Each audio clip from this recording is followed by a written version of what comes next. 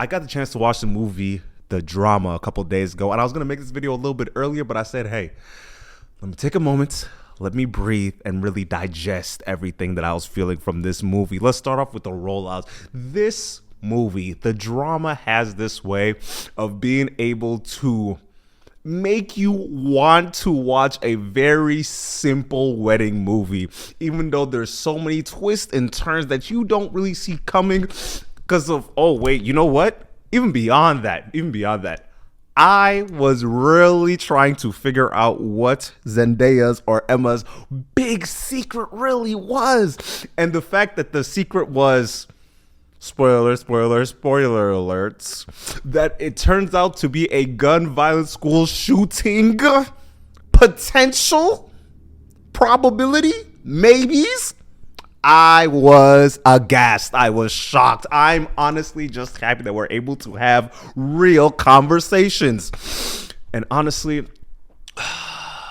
it felt like a conversation that needed to be had because of this being such a not only a controversial topic in the United States, it's also one of the conversations that is very hard to have due to how many different opinions and how people just naturally feel around the idea of guns, because they're not able to really sit back and really understand why they care for them in the first place. And I will just say, they handled it very, very well. So there's a couple topics that I wanted to hit on with this movie. Let's first off start off with some background knowledge for the movie. The main catalyst to the movie is, what is the worst thing that you have ever done? I want to hear your secrets. And that's happening at a wine tasting for Emma's and Charlie's wedding. They're trying to figure out what's going on. What are they going to pick? How are we going to truly enjoy ourselves? Because that's all they're trying to do. They're trying to just have a nice meal, get really drunk with their friends, ha ha ha, ki, and then move on, right? You know, the fun parts of a wedding. And Rachel brings up, there's this fun game I like to play where everyone goes around the table and says the worst thing that they have ever done. The table doesn't really want to play, but she's like, no, we must, you gotta. And you know what first thing that she does? She goes, looks at her husband and say, hey, either you finna tell him, or I'm gonna tell your biggest secret that you don't want nobody to hear about. And he just says, you know, fine. He falls victims to it. He said, fine, let me do it. And he explains how one of the worst things he's ever done was use his ex-girlfriend, wife, does not matter, as a human shield while a dog was rushing towards them to take a bite out of them as a way to protect himself. That's the main idea. He felt a little bit terrible. He kind of hated her, but that's not really too big of a story, right? The next one, his wife, Rachel, this lady, she tells a story about how she, in her words, she may have walked far, far away with her neighbor boy that's a little bit on the slow side, mentally impaired, hippa, and she may have locked him inside a cabinet, and she may have ran away and never called nobody, didn't tell nobody, didn't do nothing. And he may have been able to escape. And you know why I say may have? Because of when she first tells the story, she doesn't really highlight her neither going back and or him not being saved until they go and look at her and say, hey, so did you kill a mentally disabled boy? Is that what the story is? And then she's like, oh, no, he got out. He got out. They finally found him. And thus nothing came back to me. Like it never came. No one ever told me nothing. No one, I got away scot-free. Nothing happened. And I'm not one to not believe in a very reliable narrator, but it seems like there was a lot of information that was not given. But let's move on. Charlie goes, Emma's husband.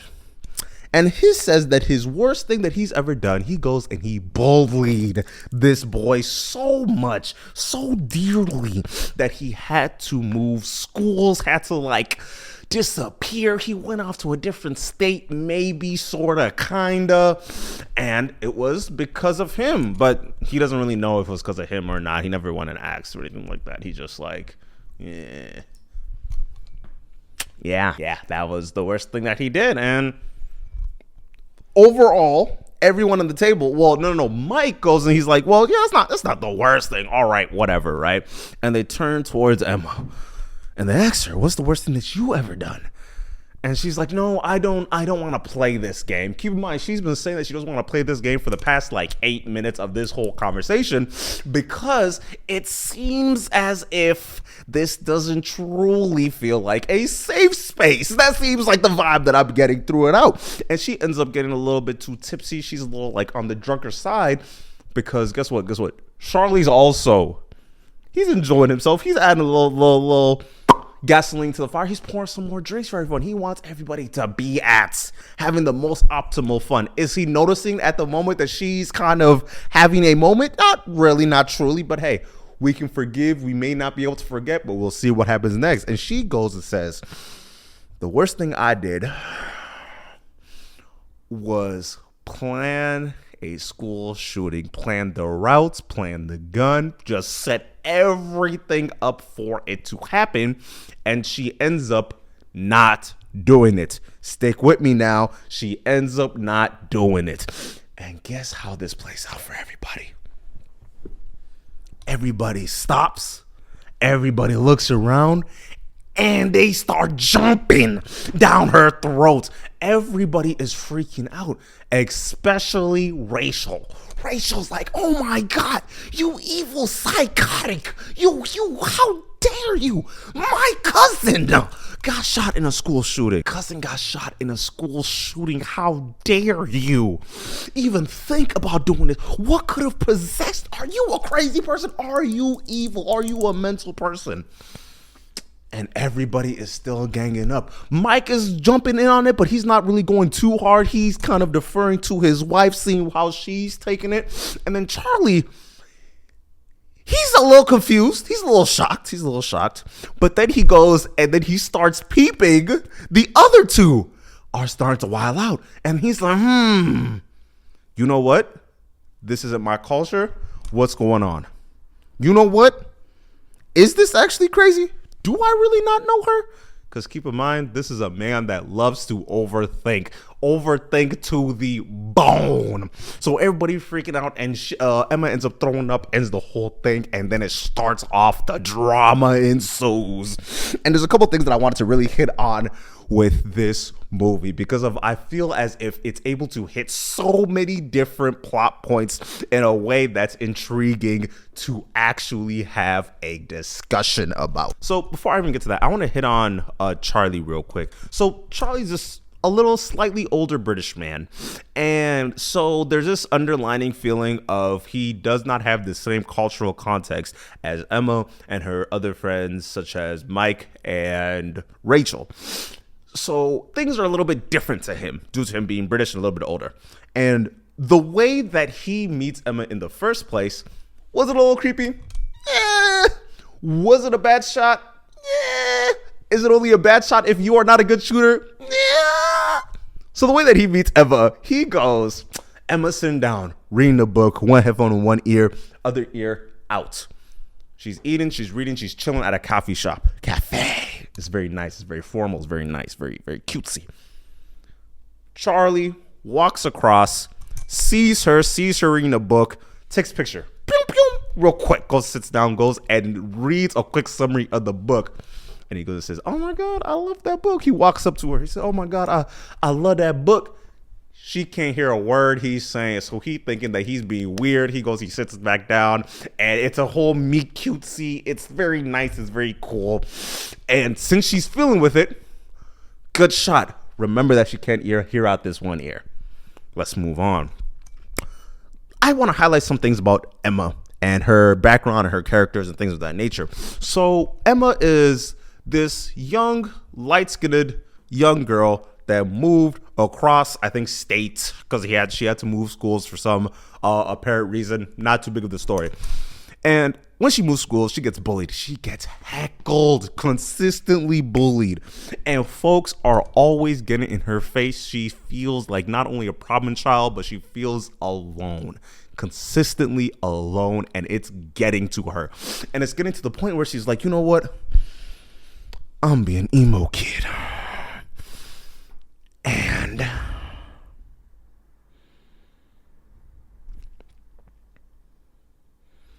I'm gonna be an emo kid and I'm gonna shoot up the school. I have to. That's what I'm feeling. I need to do it, right? As a way to get back at everybody that ever got at me. I'm gonna shoot you. I'm gonna shoot you. I'm putting that clip right there, but that's beyond the point. So she goes and ends up like planning it all out. She plans everything out. She gets a gun. She plans out the routes. She plans out who she's going to hit first. She knows what she's going to do day before it comes. And guess what happened? There's another shooting right across town, and she visibly sees how it hits everybody. She's sitting here, and it seems like that's the first time when she recognizes how bad everything could become and could get to. Because keep in mind, she is an emo kid right now. She's actively thinking only about herself. Like they even in the movie, they show so many different clips of her having to redo her manifesto because her computer kept needing to update. She didn't want to cause carnage for all. She really just wanted to be heard. She just wanted everybody to at least pay attention to her a little bit. She wanted some friends. And when the shooting happened, it truly hit her. It actually changed the way that she was feeling in regards to actually wanting to harm people, because it seems to be she just wanted everybody to feel what she was feeling at that moment while she was at school. And it gets to the point where she is crying. She's truly feeling her classmates. She's feeling the pain that other people are feeling. She's feeling empathy. And here's where it gets crazy, right? Even though she had a set out plan, she's like, you know what? I'm going to be an activist. I'm going to fight against guns. I'm going to fight for gun safety. People cannot keep getting killed like this. It becomes her whole life. She goes and fights the power. That's the type of vibe that she's on for the rest of the movie, which just seems to be like a crazy 180. But I get it. I feel it. I think that's what really separates Emma from the other characters when they're saying about the worst thing that they did. Because Emma actually felt bad. Rachel didn't feel bad about locking that mentally disabled kid inside that fridge or closet or whatever it is. Mike would do it again. Throughout this whole movie, he's constantly standing behind his girlfriend, or he's standing behind his wife as she's going around and jumping down everybody's throats as she is constantly belittling, calling Emma crazy, going out of her way to turn everybody on her from the start of the movie. And Charlie, even though Charlie's whole thing is, even though the worst thing that he did was bully someone, and it was such an insignificant thing that he doesn't really even remember it for real, it seems so telling that throughout the whole movie, he spirals so many different times. Because guess what? Even in the conversation around why she did it why she was planning on doing it in the first place, Charlie goes from not only feeling not just confused is the right word, but he was actively trying to connect with Emma on this, right? And then he goes and he sees how crazy everybody else is treating her and really taking in this experience, because remember, this is not his culture. He's constantly mentioning how it's like, yeah, no, this is an American thing. This isn't like, I'm from Britain. We don't shoot people. That's ridiculous. This is a ridiculous thing to do. So he goes out of his way. He is spiraling so many freaking times that he can't even see a mug that he's been using for years on, and he has to throw that mug away. Every time. And from that point on, you see how he's creating this monster in his head about Emma that he does not want to actually tackle, right? Because even as the movie goes on and there's like different points where they actually get a chance to talk about it, he is reluctant in truly having a full conversation with Emma around it. And guess what? Emma is too. And that's kind of the thing where it's like, now they're not having the conversations about it. You see how Charlie is spiraling through the rest of the movie. And that's what leads to him doing the actual worst thing in his life later on that really sets up some big climaxes. But we'll get to that in a bit. But one of the people that I wanted to mention was Rachel, because I feel like she was the true antagonist this whole movie for me. I was trying my best to not audibly groan every single time that she would open her mouth to add anything to the goddamn story. She was the worst, the absolute worst. I was thinking about this the other day, right?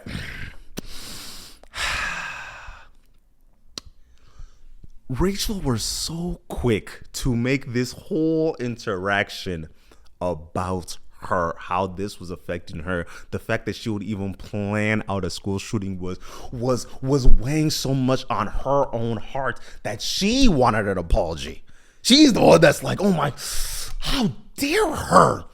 And the part that blew me the most, she goes and weaponizes having a crippled sister that was actively affected by guns, actually shot in a school shooting, was quick to weaponize it.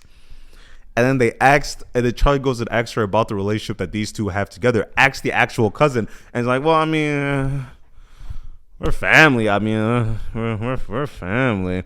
And that sounds like a distant cousin that hates hanging out with you, but since it's Thanksgiving, I guess I'm going to pull up for the one time. But beyond that, I was starting to get very frustrated in the way that Rachel was interacting with her husband, Mike, because of, here's a couple things. Number one, the grand thesis of it. When it comes to being in an interracial relationship, I want to speak with the black men. Please, black men, come to the front. If you want to date a white person, if you want to date a white woman, fine. That is your own prerogative. Find the love that you need in this world. We are all trying to find our one. But just because they don't say slurs do not mean that they will not weaponize their white womanhood as a way to get up on life and get one up on people. Because that would seem to be one of the underlining plots anytime that Mike and Rachel would interact with each other. Because not only... This is the part that blew me the most. It blew me the most. They were having the conversations around guns, right? And they were basically explaining how just because you're around guns doesn't mean that you are going to grow up and like have the feelings and want and have the angst to want and just shoot people and hurt people. You have to be crazy your own self. These have to be feelings that you must be feeling internally. And then goes and points to Mike. He's like, hey, you grew up with guns, but like, you didn't want to do any of this. And bro's pop was a cop. A goddamn copper. Policeman. 12. But in her head, gang banging, gun shooting, murders, guns everywhere, robberies, kicking old women onto the train tracks. That was the type of vibe that she was giving. And you could hear the whole theater was like, oh my God. Because the first thing I was thinking to myself, that got to be a macroaggression. I'm not going to lie to you. That has to be a macroaggression. I'm not taking anything else. And as the movie was going on, you could feel how much Rachel may not have felt hatred for Emma, but there was assuredly a feeling of jealousy that was permeating through that screen. They picked the exact person that needed to play Rachel's character because she had such a hateable face through the whole movie. The whole movie. But beyond that, I was getting this feeling that this jealousy was not only because she was younger, because in the story, Emma's like 10 years younger than Rachel, right? Not only was Emma 10 years younger than Rachel, but it felt as if Rachel was pining over Charlie. She wanted him. She wanted him down to her soul. She wanted that white man to herself. And that's what I will say. Shouts out Zendaya for getting this role, because I heard that this role was supposed to go to a white woman, right? Or it wasn't originally casted for a black woman. But I feel like if Zendaya's role went to like who's some white woman that they'd be giving all the roles to? Sydney Sweeney.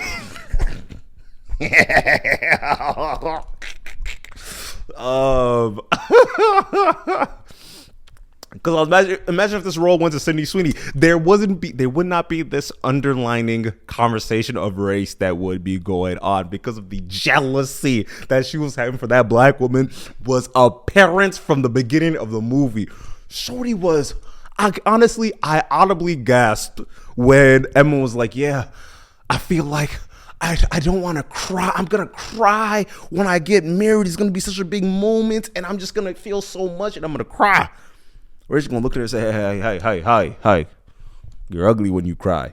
Well, not you, but like women, though. They'd be like ugly when they cry, but that's like, yeah.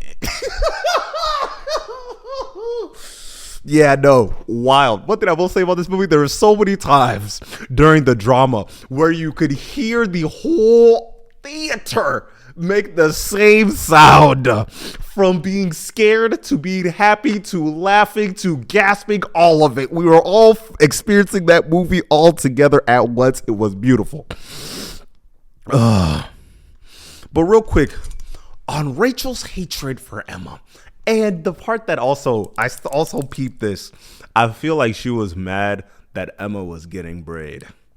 I think that she was mad that Emma was doing good in her love life, in her relationships, in her job and career, because of tell me why.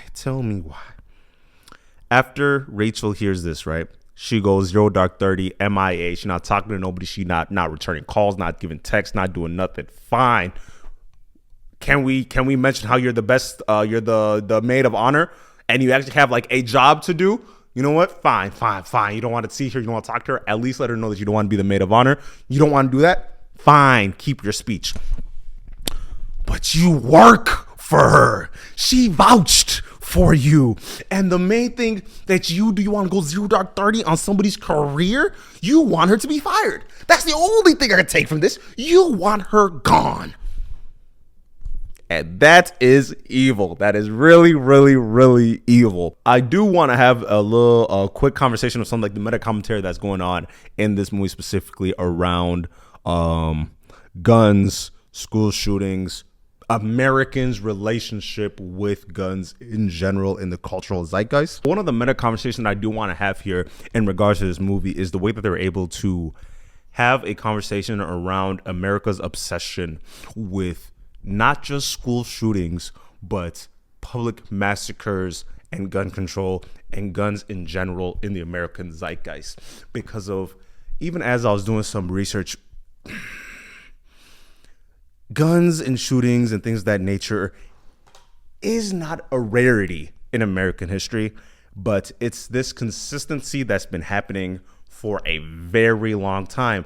But there was a turning point in 1999, the Columbine High School shooting, that truly changed the way that America has been able to interact, not just in terms of gun control, but being able to see it as a problem, because it's not only shaped the way that Americans are able to interact with other people safety wise, but it also did this thing that was very interesting where it created a lot of copycat shooters that would cite Columbine as their inciting reasoning to be committing the heinous act. As of 2025, it had inspired more than 70 copycat attacks, a phenomenon that they have been dubbing as the Columbine effect.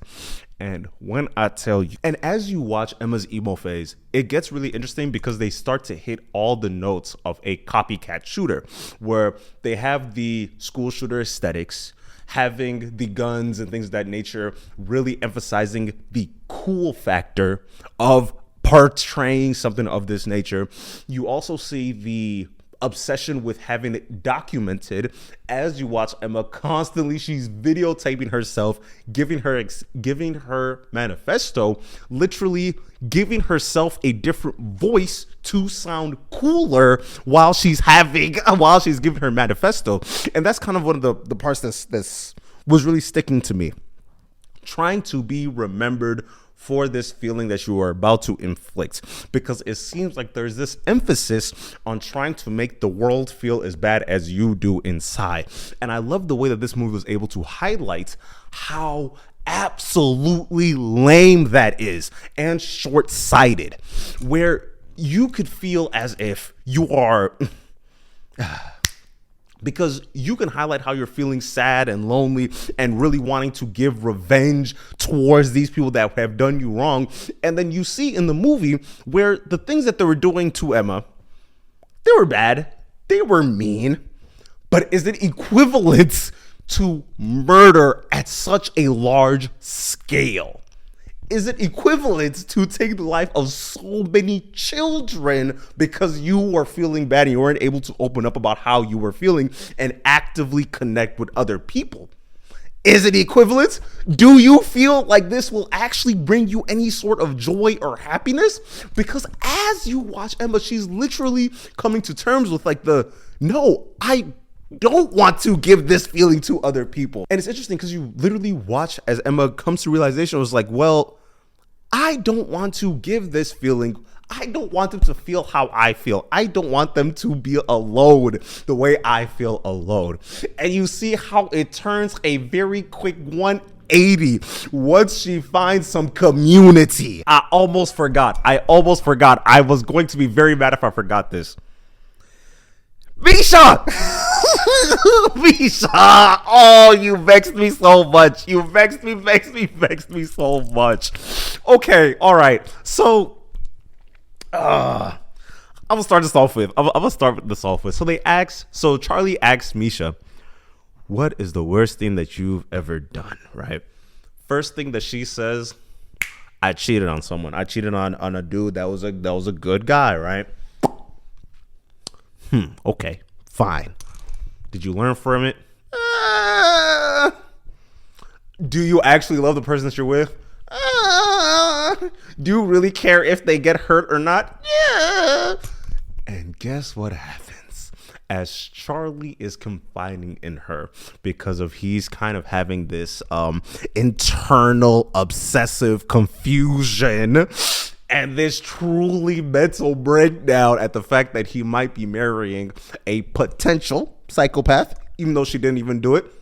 But we'll get to that really quickly. We'll just hold on to that. Even as he is confiding in her, they're feeling each other. He's mad, he's sorrowful, he's starting to connect. They get to this boiling over part where Charlie asks Misha, what would you do if you thought that somebody committed a school shooting? What would you do? How would you take it? Ooh, wait a minute. What would you do if they thought about it, planned it, but they didn't? First thing that she says, oh, you gotta call the cops. Gotta call the coppers. They because it's somewhere inside them, so you gotta figure something out.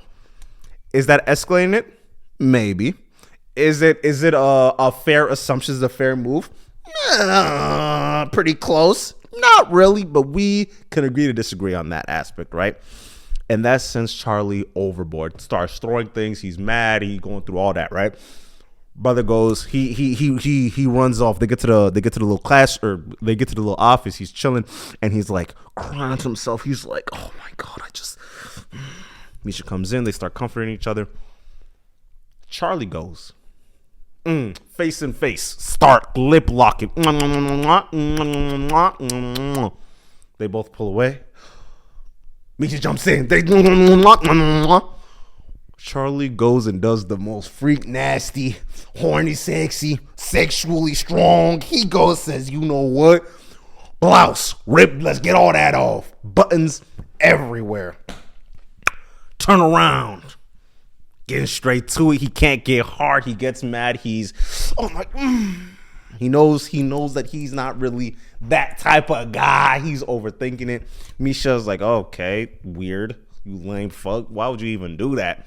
She walks off. Fast forward. They get to the wedding. A lot of wedding shenanigans starts getting spread out. It starts feeling like a who did what. Is somebody talking behind my back? I don't know what's going on. You start feeling the tension. You start feeling that itch. There's some bumps going around. Some people get kicked out. Some people stay. It's a whole lot of things are going on. Go watch the movie. Brother. She goes and tells her husband, yeah, we did kiss. But I told him no, I wasn't really like feeling it. It was a lot. And then he just like he went for it, right? You get a flashback to like, cause keep in mind, we saw what happened. We saw what happened, and the fact that she was so quickly to be like, no, I actually didn't do anything. I was just a bystander in my life. So that's crazy, right? I didn't even do nothing. Her husband goes, headbutts Charlie in the face, fucks his whole face up. It's a lot goes down, and it just reminds me the different ways that white women are able to weaponize their white womanhood. And everybody is just supposed to be okay with what was going down. It's ridiculous. That part hit me. Let me know if I'm wilding. But beyond that, like I said, I loved the movie was great. I had a fun. Oh my God. Throughout the whole film, I chuckled. It was a great time.